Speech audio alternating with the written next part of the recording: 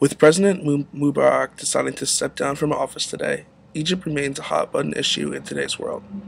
I think that Locke would have had the ability to turn Egypt into a functioning country.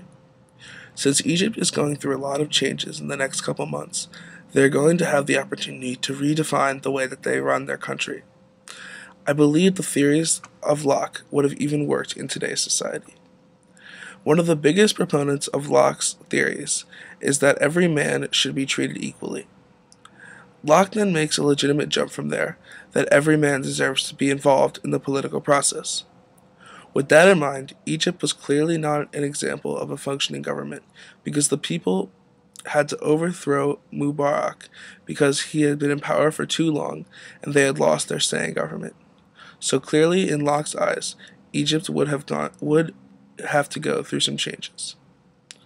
I think that Locke would advocate here for a representative democracy in Egypt where the people have the control. Locke says, every man is equal, and the greater part no strict observers of equity and justice. Here Locke is saying that men are equal, meaning that they all deserve to be involved in the political process. There are 3 steps in Locke's eyes for this to happen.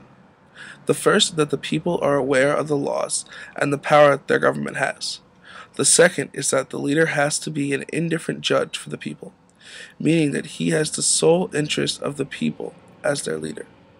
And the third is that the people back the new leader. So in Egypt, the people would have to become aware of the power they can hold and be okay with it. They second would have to elect a leader whose sole priority will be their needs.